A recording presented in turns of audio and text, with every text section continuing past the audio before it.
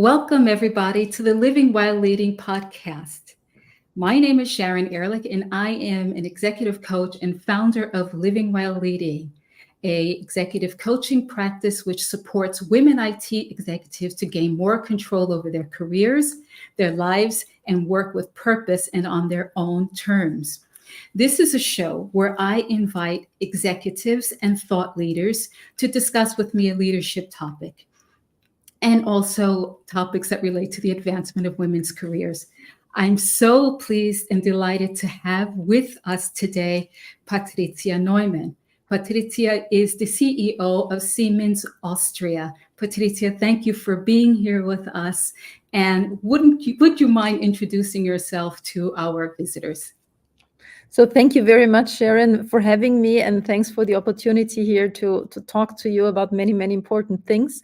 So I'm born, or I grew up in Vienna, and that's where I also currently live. But I've worked many, many years also outside the country, Austria, for the IT industry. And as you said, yes, since a year now, I'm the head of Siemens in Austria, which is a very, very exciting role. And I do have my family with me in Vienna, my husband, two daughters. And for 3 years now, we have a little dog, and that's a lot of fun in the family. Oh, that's lovely. Well, first, before we jump into the interview, I have a lot of questions I'd love to ask you, but I do want to tell those who are with us today, if you have any questions, please feel free to put it in the chat or in the comment section, and we will do our best to address it. So, Patricia, if it's okay with you, I'd like to dive right into the discussion. Sure. Okay. So the first question I have for you is, what are the biggest challenges you face in leading a major tech company in today's global market, and how do you address them? Yeah, a very important and broad question. So first of all, tech is one of my passions and was always part of my career. When I started at IBM many years ago, and now with Siemens, there is like one common theme that drives me, and that's what the technology and the purpose that technology brings with it is means for us as a society, for us as companies, or for us as a country, for example. And so I'm a big fan of what technology can bring for us humans. And when working in the technology environment, or now being in a leading position, I think that is one of the most important cornerstones to understand why technology matters, and why we as leaders, or we as people that are also using technology, can benefit from it. And I think that is somehow the foundation and the basis when you work in the environment. And then when it comes to leadership, I think what is very helpful is also to understand a bit about technology. And as I said, right, the purpose, what you can achieve for when applying technology. I think that is somehow the guiding principle that helps us to become also good leaders in that environment. Thank you. But you mentioned that you had a very long career at IBM. I don't know if you had a career before IBM, but I'd like to ask you, how do you continue to grow and evolve as a leader? You've reached the pinnacle of success, but I would imagine that there is opportunity for some additional growth. So how do you manage that? Yes, so I think there's always opportunity for additional growth. And when I look back, probably, or think back, then the plan, the way life went on and the professional career developed, there was no real plan behind. So I started in the 90s after graduating at the university in Vienna for economics. So I did not study technology or a technical university, but I studied economics, and then I joined at IBM in the 90s. And that's where I learned how important and how fundamental technology always was and will be. And that was basically for me then, with this passion that you can, I don't know, fly to the moon, or that you can help people who are in parts of the world where probably you suffer from hunger, or you suffer from political unfairness, or from any type of that's not good in terms of values.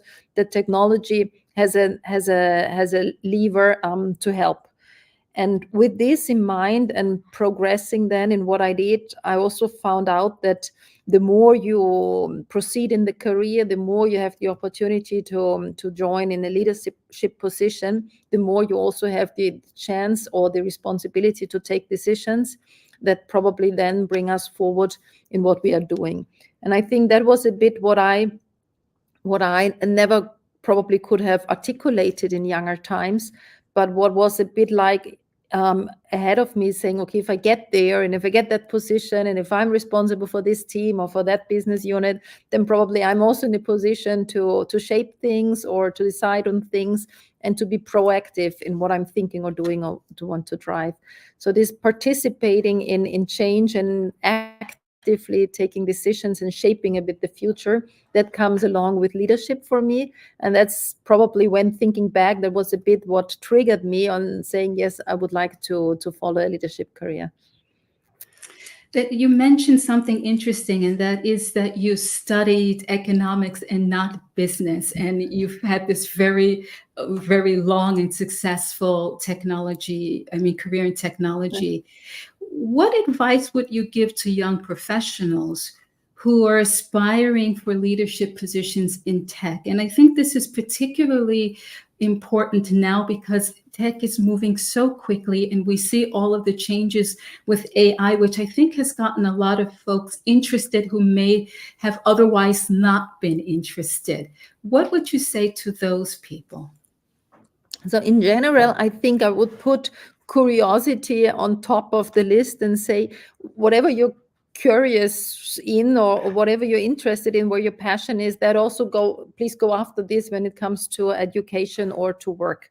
Now, I think decades back, yeah, it was more easier to enter the technological environment without being a deep, technical person, but the passion or you love technology, embrace technology, you live technology, I think was fundamental already decades ago. Today, I would argue, because technology got broader, more complex. AI is a complex topic in itself. I think some fundamental technical education is very helpful. So recommendation probably is, and if I could choose today, probably I would say, yes, let's go for a technical education after high school to deepen a bit some arenas of what technology means. And this understanding then, what does it mean? How is it being developed? What does it mean if innovation cycles accelerate? What does it mean that today probably we can't predict what the technology in 5 years will be in terms of leading technology, because the cycles became shorter and shorter. So I think that understanding with a bit of technological education is something I would recommend. At the same time, as I said in the beginning, technology has a certain purpose. It drives a business model. It helps us in the society. So I think equally important is to understand we are not applying technology for the purpose of, but what does it mean? Where is the real purpose in digitization? What is really the purpose if we want to apply artificial intelligence, for example? And that comes then to understand what does society need, what do we need as humans, what does a company or a business model require? So both understanding, I think, are very important, not just the technical side, but also the business side. Right. And you mentioned something interesting. You talked about curiosity and passion. And there is an intersection point, right? Because you can love technology or be interested or curious about technology, and also be interested about how technology impacts farming or impacts fashion, right? So there are so many intersection points, and having a career in technology doesn't necessarily mean that you're working for, a large tech concern selling software licenses. It could mean lots of different things. Absolutely. And farming is a great example. Yeah? So, for example, I don't know if you heard about, for example, vertical farming. So where farming doesn't take place horizontally, but you try to use the vertical space in areas where probably in parts of the world where there is not a lot of space. How can you, with the help of technology, do vertical farming in terms of to produce um, things to eat or to drink? So I think that is a huge innovative space as well. Well, I'd like to ask you a question that I hope you don't think it's a tough one, but we'll see. The tech industry is often criticized for lagging in gender diversity, especially in leadership roles, and not only gender diversity, but also the diversity of the representation of underrepresented people from different identity groups. How are you challenging this status quo within Siemens Austria? I think it is a difficult, probably it's a not difficult question, but the answers are then difficult, because to really live true diversity and inclusion, I think, is very, very hard. Not because because it's also getting more, the environment we all act in is more transparent, is getting more complex, is changing faster. Challenges are not just the single cosmos you work in. Challenges, as we can, if you look the newspaper, are coming from a geopolitical scale. So I think the dimensions when it comes to diversity and inclusion are broader.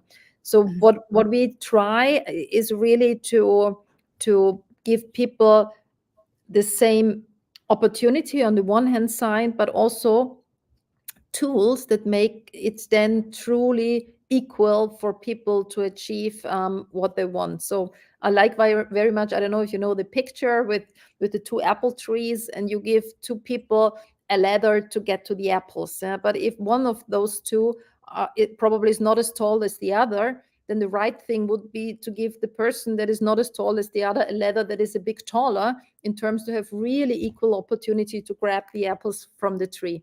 And that's Right. a bit the picture I have in mind. It's not just, look, there is the same opportunity for you, but also to be very mindfulness or cautious. Do people have also the tools you need on top, not just to the opportunity itself, to also leverage on the opportunity? Right. We had another example. Yesterday we talked about, in a different context, about language, for example. So language, some people are native speaker when it comes to English, others not, and how you make sure that everyone has the same airtime to speak, the same time, and gets across the message equally. And when it comes to language, for example, it's not so easy, because for us, for example, English, if it's not our native language, then you have to express yourself probably differently than from others. So here, it's really important to listen to content, to make sure people have understood what was told. And so there are many dimensions we work on. In general, we want to do it also a lot of bottom up. The people organize themselves, they carry with the passion on diversity inclusion, rather to say this is a top-down thing. Of course, it's important that we sponsor, we live what we say, so we walk the talk. But I like very much also that bottom-up things evolve and are then being deployed by the teams. Thank you for sharing that. You said a few things which I really want to highlight. The vision that you created of equity versus equality is such an important one, because the naysayers will always say, well, yeah, everyone has the same opportunity. But the fact of the matter is, if the barriers to getting to the starting point may be a lot different, depending on what your background is, either, from a socioeconomic background or from your gender or from your identity group. And the other thing that you mentioned, which I think is really essential, is diversity and inclusion and belonging as a tick box exercise usually doesn't work. And you need to have it balanced in two different ways. Obviously, you need to have an organization which is committed to fairness and equity in the workplace, but you need some grassroots activity to take place, because it's clear what's happening in Austria is a lot different than what's probably happening in Right. Siemens in the United States, right? And so the needs are completely different, which means that people have to react differently depending on the geography. I'd like to talk a little bit about failure. It's very easy for us as we reach, the heights of our careers to talk about all of the successes and for people to focus purely on the success. But obviously, failure can be a very great teacher. Can you share, are you willing to share, uh, a significant failure or setback in your leadership journey and the lessons it taught you about leading in a high stakes globalized world? Yeah, so I think learning from failures is very important. It's not that we want to do failures, obviously, but I think we want to learn out of it. So I think that is very important, and that's also why it's important to talk about. So I was thinking if there is one big single failure I could remember, and actually, so the big thing I probably do not remember, but what I do remember is that there were many situations where failure took place and where I had a big learning curve out of it. So, for example, I remember or I figured out pretty late in working in a big company, how do you get your opinion, your proposals across so that you find a lot of people that say, wow, that's a great idea and we want to follow this and we want to take a decision on something. And I remember very well when I was in a big meeting and I was proposing something and the people were looking to me, all good colleagues that you know for years, and hardly anyone said, wow, it's a great idea. And the meeting went very bad, and I left the room and I was very frustrated and depressive and said, it can't be, it was a good idea, and no one was picking up anything. And that gave, and afterwards I figured out and said, okay, what I need to do is to get people's opinion or influence prior to a big meeting and do a one-on-one stakeholder meeting before, and ask for sponsors prior to enter a big crowd and propose something new.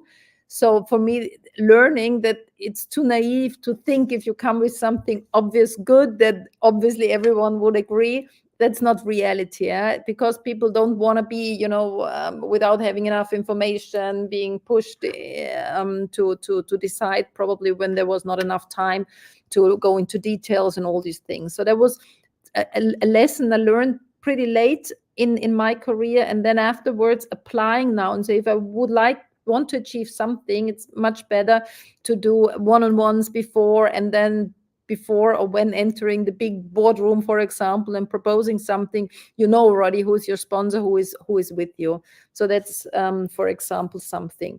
Another thing, Sharon, was when I remember very well in the period of COVID and Corona, I was running the country organization for IBM. I remember that I communicated and I thought communication I did is enough. And looking backwards, I figured out it was not enough. So thinking about how many times do you need to communicate what is a very also difficult question, because some people think we are over communicating, others think it's not enough. So on the communication side, I think I'm still learning what is the right thing to do, that you achieve really people and get the messages across you want to, and that people also understand and hear what we want to communicate. So that's also a big area where I got feedback from different arenas, and I'm still learning here, because also communication in a world that has so many topics and everyone has so many things to solve at the same time has changed, in my opinion, over the last years. Yeah. Yeah, that's right. And well, I think in hindsight, all of us have different perspectives on how things could have been handled during the pandemic. That was a very unique time, and I think tested the leadership skills of everyone Yes. at that moment. In your view, how has the rapid pace of technology and globalization forced leaders to change their style in your industry?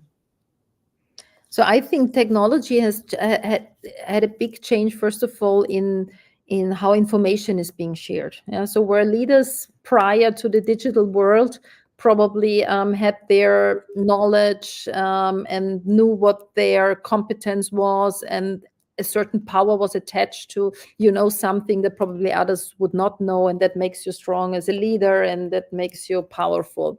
And I think thanks to technology and thanks to digitization, and thanks to that we are all have access to data much more easily, that power somehow that probably was perceived as my personal power because I knew something my colleague would not know, that went away. And I think that's a huge advantage, because it's so important as leaders in the same company, for example, that we share very, very transparent data and information, because at the end it's not about the individual that is having certain power, has certain powers.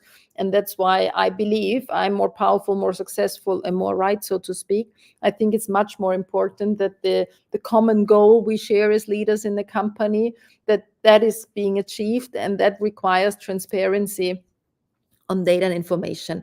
And that is thanks to technology and digitization really took place. And I think that's a huge advantage also for becoming the more productive, faster in what we are doing, more knowledgeable when we take decisions. And then you mentioned globalization. So I think globalization for many, many years was driving our commercial success as a country or as a company. Now, with the things that are happening, and you mentioned COVID before, or with the geopolitical situation, more and more the local strength are a bit coming back. And I think at the moment we talk about both things. So it requires globalization, but it requires also that we are strong locally and independent to a certain extent, and that we don't make ourselves dependent from one big and rather than having our let's say our less dependency on one thing, but more spread. So I think that is at the moment something where we learn how important it is to act globally, but at the same time act also locally. Understood. Thank you for that. Well, what qualities do you think future leaders need to thrive in what you just described in the previous statement? Yeah, so one thing I come back to, I repeat that one, is the curiosity thing. I think it's very important to stay curious in what we are doing.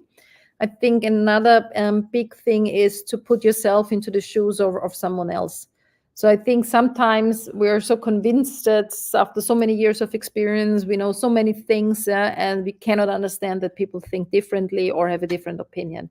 I think it's very important, no matter how experienced we consider ourselves, that we step back a second, that we put ourselves into the shoes of our vis-a-vis, and then learn and understand much better where challenges are, or what is it, how we can help people. So I think that is very important. The third thing I think is that as a leader, there is not this one-to-one relationship anymore. This is me and this is my team, and that's hierarchically organized. So I think that's history. The way we do business, the way we live leadership or teamwork in an organization is much more, and I use the word now, I know it has been used a lot, it's much more agile. So I think we need to define ourselves much more about what we do in terms of, do we walk the talk, rather than this is the organization, or this is the one-on-one relation I do have with someone. Things are happening in an ecosystem that goes beyond the own company, because none of our business is just us and clients. We act in an ecosystem, we act with stakeholders.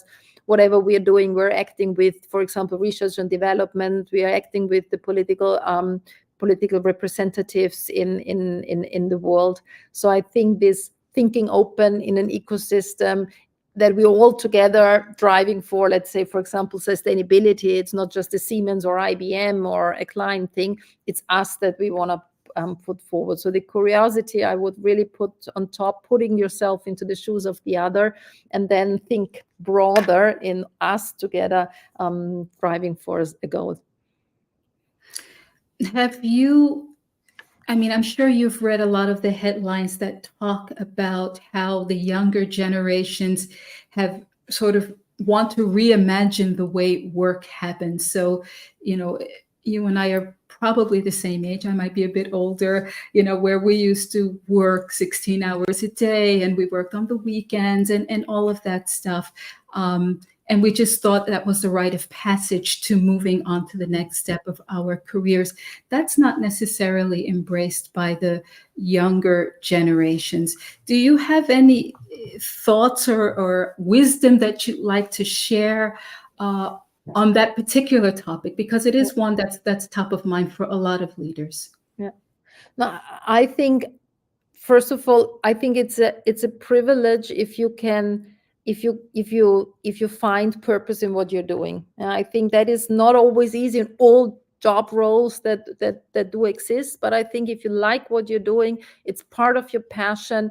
You find purpose in what you're doing in work. I think that's one of the fundamental bases. And then I would not. I don't know if it's right to work a number of certain hours in a week, or from a certain time during the day or during the night. I think thanks to technology, we became all much more flexible in what we are doing, which is great. So let's leverage the flexibility we have, and it's great, Sharon. We talk as if we were in the same room, but we are not. Yeah, so that's also a very nice example. And at the end, I think the outcome is this what counts. Yeah, and I think I learned this in the last years. It's much more important to say the outcome that I'm driving for, has this the right purpose, the right meaning, and has the outcome been achieved, rather than that has to be done from 9 to 5 or from Monday to Friday. That's less important. I think thanks to data, it's easier to say, okay, that is the outcome there, what we want to go for, and then that's already a great success if the young generation or the next generation says, yes, it's meaningful, there is a purpose, and I'm driving for outcome. Yeah, and the word purpose sort of stays in my ears, because when I opened up this podcast, I said I work with women leaders who are trying to find purpose in what it is that they're doing. And so this is not only a topic that's top of mind for the young generation, but also for people who have made it to the top and are really just starting to examine the landscape of everything, of their lives, of their work, and the interplay of that. I always like to challenge people on this notion of work-life balance, because it's all your life, right? And you're not pitting your work against your life. It's your life. And you have to make strategic decisions about how you're going to manage it. And that happens no matter which generation you are. Mm-hmm. In the context of your career, Patricia, what advice would you give to your younger self? Yeah, very interesting question, because afterwards you're always smarter than in that situation. Yeah. So one advice is that I think I'm here today because I did many changes when I look back professionally. And so every change I did, and most of them were really where I was super convinced that's a great thing to go after. Though these changes made me grow and challenged me in what I'm doing, and made me more experienced, more self-confidence. So the advice probably I would give is, beyond the curiosity, is really be open for change. Getting out of what we call comfort zone after a certain point in time, and say, to embrace new things, be open for new people, open for new cultures, and taking change. So when I look back, change always brought very, very positive things. And yes, you also lose things. You have to let go from other things, and maybe you don't work with the same people you worked previously, but you don't lose people or contacts. You can always stay connected. And by the way, it's also a great achievement with technology. So I think be very open to change would be something I would recommend. Yeah, thank you for sharing that. One of the responses I often get from women leaders who have reached your level in an organization is they would tell their younger selves not to take it all so seriously. So many of them were every decision was so consequential, and in many instances they sort of lost the fun and the joy of the journey, and so that can be very possible. Patricia, thank you so much for answering these questions so openly and sharing your thoughts and your ideas. Thanks everybody for tuning in as well. On the 19th of June, my next guest is going to be Dominique Rose Van Winter. She is a global AI evangelist, and she's going to share her thoughts on how women need to step up when it comes to AI. The data is showing that women are already falling behind, and she wants to talk about that and provide some practical examples on how women can catch up. Thank you, everybody, for tuning in. Patricia, thank you so much again for being with us today. And we're done. So thank you, and have a nice afternoon, everyone. Thank you very much, Sharon. Thank you.